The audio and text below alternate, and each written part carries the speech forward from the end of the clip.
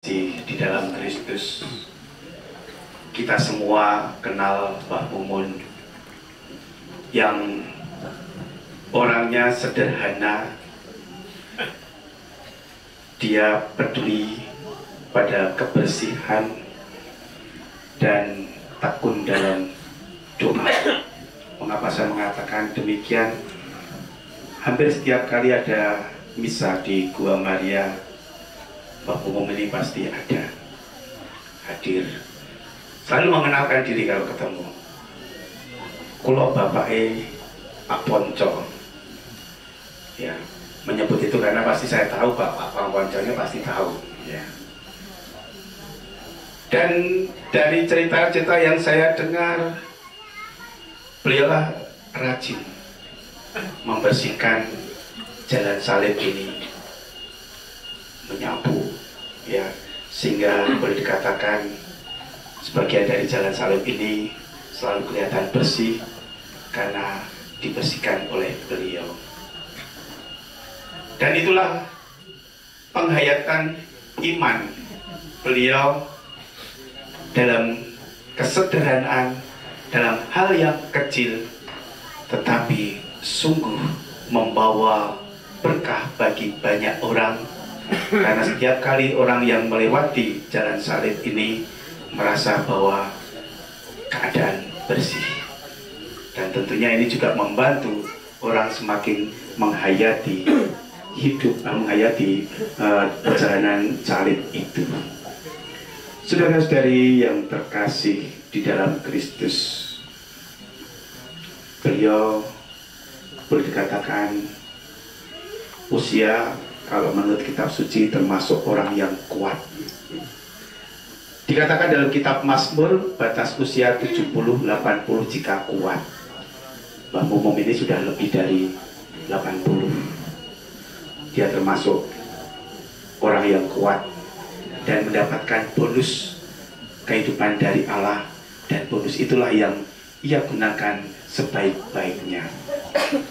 Sehingga dengan demikian, kalau apa yang dikatakan oleh Paulus dalam suratnya kepada jemaat di Tesalonika yang pertama, tentunya kita juga semakin diteguhkan.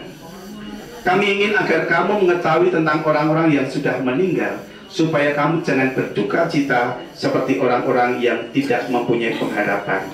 Kalau kita percaya bahwa Yesus telah wafat dan bangkit, maka kita percaya juga bahwa semua orang yang telah meninggal dalam Yesus akan dikumpulkan Allah bersama dengan Yesus. Mbah Mumun telah membuktikan kesetiaan imannya. Ia setia mengikuti Tuhan Yesus. Ia jalani dalam kesederhanaan, tetapi membawa makna yang besar. Maka kesetiaannya dalam mengikuti Tuhan Yesus inilah kita percaya dia yang kembali kepada Sang Pencipta, kembali kepada Allah, bersatu dengan Kristus dalam sukacita abadi. Maka tidak ada alasan bagi kita untuk berduka cita, tapi kita bersyukur karena keteladanan imannya ini yang tentunya semakin menguatkan kita. Dan hal ini semakin diteguhkan oleh apa yang dikatakan oleh Yesus di dalam Injil Yohanes. Janganlah gelisah hatimu, percayalah pada Allah, percayalah juga kepadaku. Di rumah Bapakku banyak tempat tinggal. Inilah yang semakin menguatkan kita menjadi murid-murid Tuhan Yesus, bahwa kita tidak perlu gelisah, kita tidak perlu khawatir di masa depan kita, karena kita masing-masing mempunyai kapling di surga selama kita setia mengikuti Tuhan Yesus. Karena Tuhan Yesus sendiri adalah sang jalan, kebenaran, dan hidup. Ia jalan satu-satunya yang mengantar setiap orang berjumpa dengan Sang Pencipta, berjumpa dengan Allah di surga. Dialah sang sabda kebenaran. Di dalam diri Tuhan Yesus itulah Ia yang menjadi sabda Allah menjelma menjadi manusia untuk menyelamatkan kita semua. Dan siapa yang percaya akan sabda kebenaran itu, maka akan memperoleh kehidupan kekal.